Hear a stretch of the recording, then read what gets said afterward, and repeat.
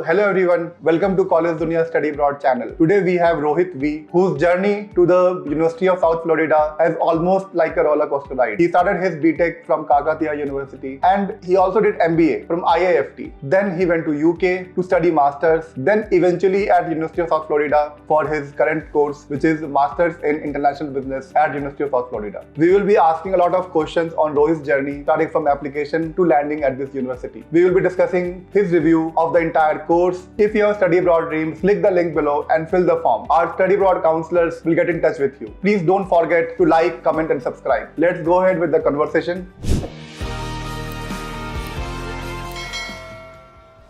Hello Rohit, welcome to Collegedunia Study Abroad channel. Tell me something about yourself. Hi Nishit, firstly thanks a lot for inviting me to Collegedunia. I'm Rohit. Actually, currently I'm pursuing a Masters in Business Analytics and Information Systems from University of South Florida. Prior to this, I've completed other Masters in United Kingdom, which is an International Business Management, and I've got an internship where I've worked for almost like 1 year in Scorpion TV, which is a documentary and short film firm located in London. And priorly, I completed my undergrad from Kakatiya University, which is in Warangal, and I've got a pretty good amount of experience where I've worked with a couple of startups. So this is all about myself. Cool, Rohit. Tell me something about your scores, your GRE and IELTS scores. Yeah, my GRE score is around 306 and my IELTS is overall 7, where I got in reading I got 8.5 and that's it. Rohit, so you have a very good journey so far. So you started doing BTech from Kakatiya University, then you went to IIFT for an MBA, then you went to UK, right? You did your Masters, and this is the second Masters, right? Just tell me something about your journey so far, and our users will be very much interested in this like roller coaster ride in your resume. Yeah, firstly, it's a bit tough journey, I would say, but I've learned a lot during this particular journey. Shifting from Kakatiya University to Indian Institute of Foreign Trade, Kolkata is quite a bit difficult journey for me because I have to prepare for a CAT, which is India's one of the toughest exam, and also like IIFT will be also conducting its own exam. So yeah, that process is quite a bit difficult journey where I have to learn all the quant stuff and then be precise in my verbal ability and reading comprehension. I fine-tuned my skills by investing good amount of time, and then after getting into IIFT, I felt like I would get more exposure if I complete my masters in abroad, and then at that particular point of time, my interests are inclined towards business studies, so I preferred United Kingdom. So I went to Heriot-Watt University, which is one of the topmost university as well, where James Watt is one of the founding member of Heriot-Watt University. So then, I've got a pretty good experience pursuing masters in United Kingdom, which is in Edinburgh, at Heriot-Watt University. And later, I worked as an intern in Scorpion TV, and then I've decided like US have got more prospects in the long term. And accordingly, I've decided to shift to US, and I thought like data science would be a fruitful thing in the future. That's what my journey is all about. So here you are. So how many universities did you apply before coming to USF? Nishit, I've applied almost like 8 universities. I mean, like to be in specific, I've applied for 5 universities, but 8 different courses. I mean, like I've applied to both of these things, like business analytics and data science. So out of those entire 8, I got like 5 admits. I think I've applied to Sunny Buffalo and University of South Florida and University of Delaware, Wayne State University, and Michigan State University. These are the universities which I've applied, and it's in both like mixture of business analytics and data science, out of which I've got admits from Sunny Buffalo Data Science. It's both like in Sunny Buffalo there are 2 courses like Masters in Data Science and MPS program in Data Science, and I've got a bit from University of South Florida, which I'm currently pursuing a Masters in Business Analytics and Information Systems, and also in University of Delaware I've got an admit in business analytics and information management, and also Wayne State also I've gotten. All right, so we are pretty much sure why you got the admits. We want to know the reasons behind the rejects and the universities which rejected you. Yeah. I think I've got rejected from Michigan State University because I mean, like, it's just a cohort of 100 people. I guess like, they're just not taking more people. I think it should be around 100, and also like they looked for a profile which is more technical as well, and also they expected a bit more high scores. From the, I mean, like my score is around 306 GRE, which is on a lower side, to be frank enough. And also like IELTS, it's overall 7. So I would say like if anyone are applying for Michigan State University, IELTS overall 7.5 or higher would be very advantageous, and also like at least 312 in GRE would be advantageous in Michigan State University. And when it comes to University of Delaware, I've got a reject for data science, where I think the reject is more according to my profile because my profile didn't have any sort of CS background. So I feel like having a CS profile would be advantageous in order to get an admit from any other university. Like in my case, like Delaware, I've got reject to DS. Yeah. I think yes, there are lots of universities which actually look for very much CS oriented backgrounds. So what about USF? Like what is the batch profile of your class? What is the background of the students pursuing your course? In USF, there are currently our batch is around 270 people. It's a nice mixture of people coming from different backgrounds. Like there are many people who are from computer science background, and also like there are a couple of other people who have got a good amount of experience in the data and engineering fields, and also like people from business fields as well. It's a nice mixture of things. Yeah, out of 270, there are many people who are Indians, but I would say like everyone are coming with good amount of experience and exposure. So that makes USF a bit more vibrant, I would say, and pretty much it's a nice mixture of people with good amount of experience and good scores. Yeah. So you said a lot of Indians. What is the exact percentage of Indians in your class? To be honest, it's almost like 90%, I would say. Great. Or maybe more, a bit more, like 1-2%, 90 to 92%. Okay, so you are living in mini India, right? Yeah, you can say that. Yeah, definitely. Okay.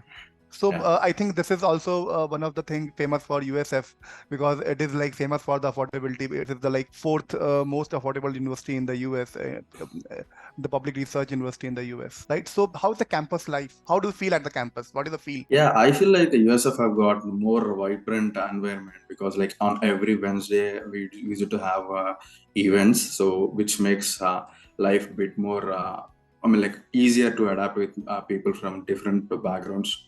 And also it has got its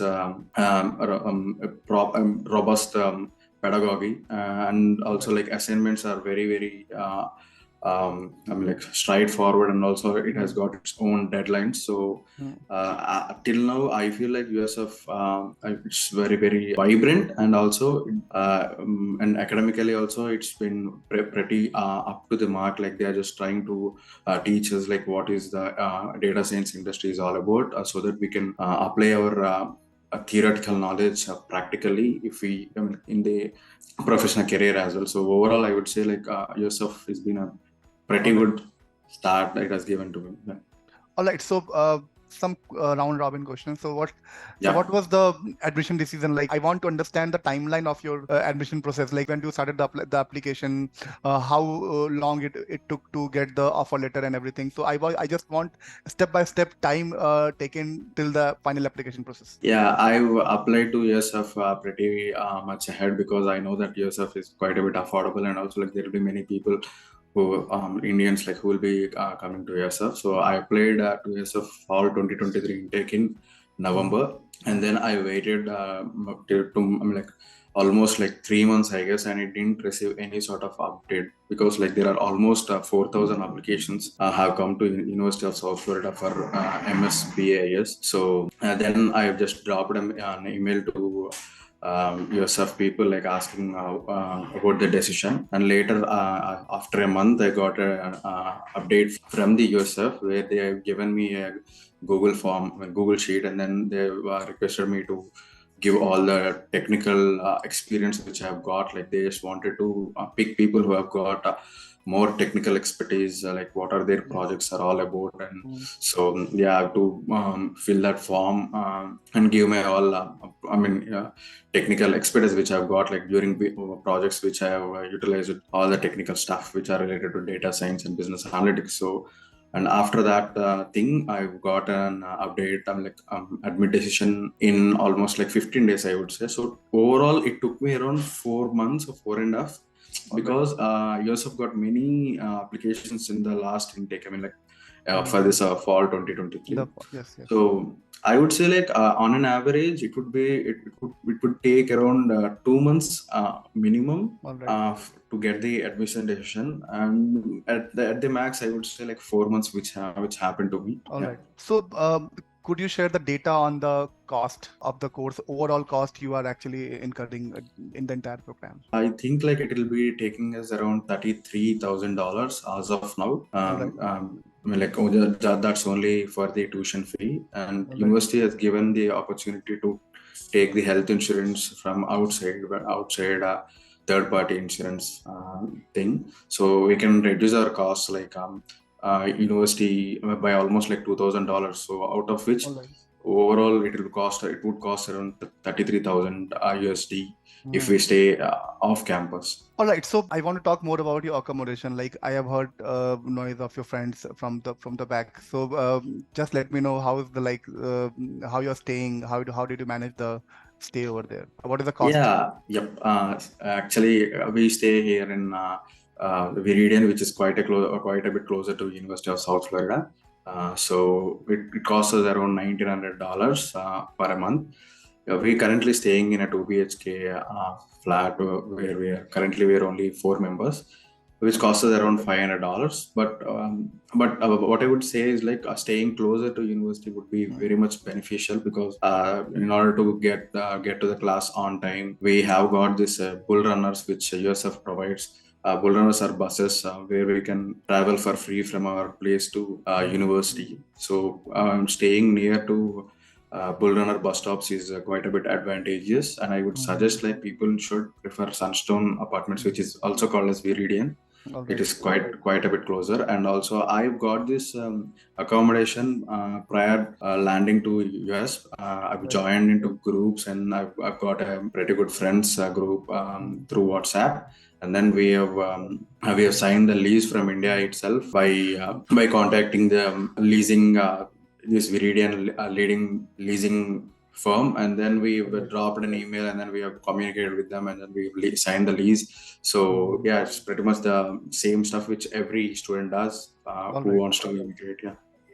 So how many core courses and the electives are there in your program? It's a 33 credit course where we'll be in BAS they'll be offering 4 core courses, and we have got multiple electives which we can choose, and it's a 4 core courses, and rest of all are electives. So out of which 33 are the credit hours which you have to take. So each course consists of 3 credits. There are a couple of courses which weighs a bit lower, but I would suggest like only people who are interested to that particular domains can go into that zone. But most of the people will be taking credits which are of 3 credit hours.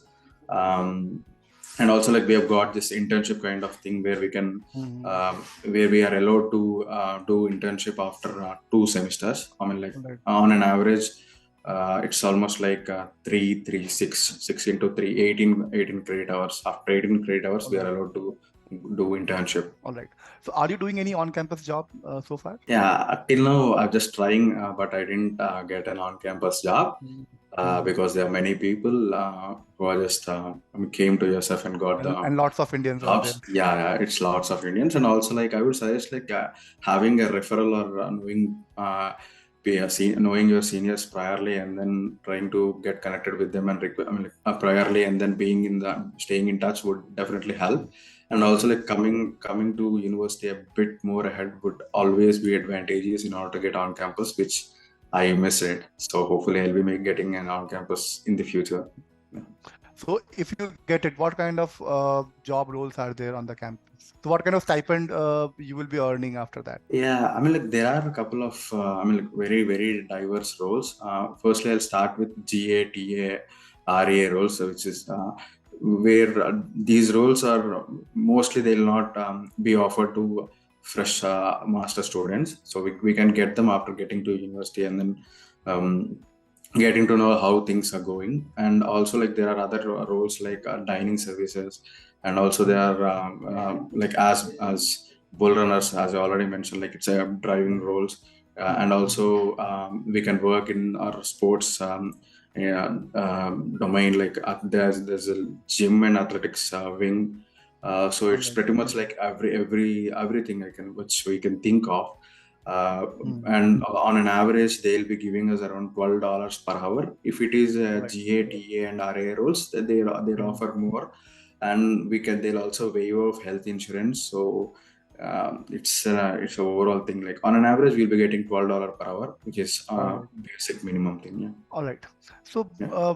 what about the clubs and the societies over there, and how they are actually adding value in your overall program? Yeah, there are many clubs, I would say. Specifically, I've just I mean, like got into this data science club, which I feel like that will help me to learn more practical stuff regarding data science, and also I can be part of projects.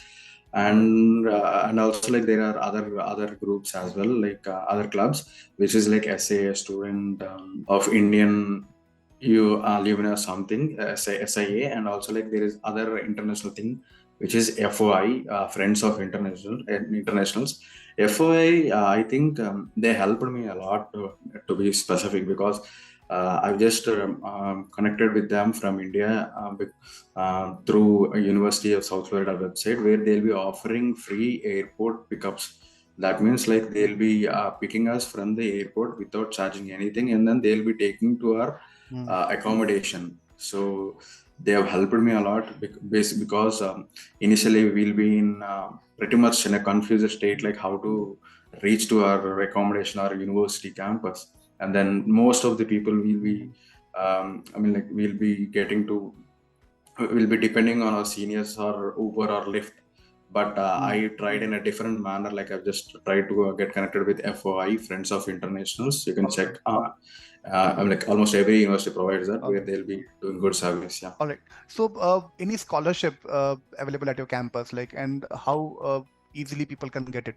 Yeah, scholarships. I mean, like last 2 to 3 intakes, I think there are many Indian people are coming over here. So people who are having a relevant profile only getting scholarships, I would say, irrespective of their experience.